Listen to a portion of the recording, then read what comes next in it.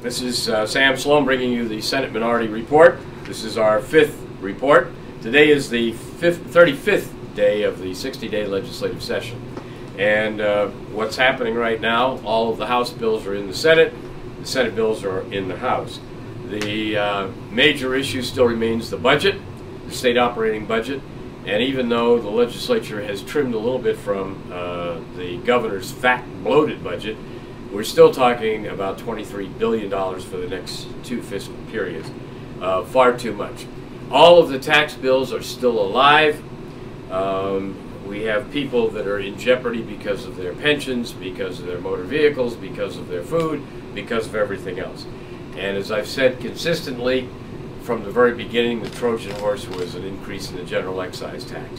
What's happening now, we go to different hearings and people will testify against the tax increase, and the committee chairman will say, well, if you don't want a tax on that particular item, how about a general excise tax increase? And most of them say, yeah, that's not too bad. So they're falling right into the trap. The other thing that's happening here, which is really interesting, early in the session and earlier than ever before, is that we're having gut and replace bills, where the bill number remains the same, but the contents are completely different. One of those bills came over from the House, and it now includes gambling inside. Now, my colleagues say that we put a lot of these things in just to keep the discussion alive. So all the taxes are alive, gambling is alive, a lot of the other requirements that are going to take more money from Hawaii's taxpayers and families. Nothing about reducing the size and scope and cost of government. So that's what we're looking at right now. The governor, as you know, appointed Hermina Merida to the Public Utilities Commission. I cast a no vote. It's one of the few no votes I've cast on a governor's appointee over the last 15 years, but I felt she's not qualified, and I felt that because of her previous positions on superferry beverage tax, anti-fuel and all of that, fossil fuels, that she would not be an objective person to be on the PUC. But that means the governor gets to replace her with someone else in the House.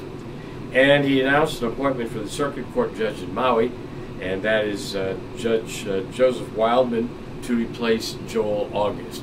And that confirmation will probably come up in the next week or two. Anyway, one final comment on the budget. The Ways and Means Committee will be working on that budget this Sunday, the 27th, from 9 o'clock in the morning, and then probably we'll start the following week every night with the House Finance Committee. The other thing that I wanted to say was that the Council of Revenues, I did agree with the governor, calling on the Council of Revenues to make an updated report, and they probably are going to do this in early April. The second crossover is looming mid-April. So we still have our work cut out right now. Both the House and the Senate are busily passing or amending each other's bills. And that basically is where we stand on the 35th day. And I'll be very happy to answer any questions from the media. Any questions? No questions? Senator. Yes, sir. The Board of Education Chairman, not Charles Taguchi. I have Charles Taguchi in my mind. Garrett Taguchi, yes, excuse me, has stated publicly that he is gravely concerned about the financing of education in this market. Do you see funding as being the primary well, I'm gravely concerned too. Or are there other challenges? I'm gravely concerned too, because we're spending $2.3 billion a year and we're not getting our money's worth. We have more of a bureaucracy. Again, the Department of Education goes unaudited. So my concerns are not with the amount of money, but how it's being spent and the lack of education for our school kids. Thank you, sir. I'm sorry, you went over taxes. Did you already go over all the taxes? I didn't mention the taxes specifically, but most of them are still alive, and that's the whole idea of the committees. We'll keep them alive for conference as bargaining chips, and we'll talk about them then. And what do you think will end up passing? The general excise tax increase. Do you know how much by? No. My guess, as I said the previous press conference, was they'll probably float a 1% increase, and everybody will say, oh, that's too much, and then they'll settle on a 0.5%. 0.5% is $250 million a year. Is the bill to rate the transit fund still alive? It's still alive, but it's basically on life support. It was introduced by the the Senate President. He had introduced a similar bill before. Most of his colleagues do not support it, and again, it's one of these bargaining chip bills or discussion bills. And then what about the streamlined tax? Streamlining tax is still alive. The Senate has supported it for 6-7 years now.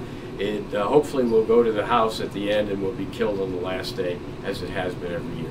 And the soda and the alcohol tax? The alcohol tax is much more alive than the soda tax, but you don't count anything out as yet.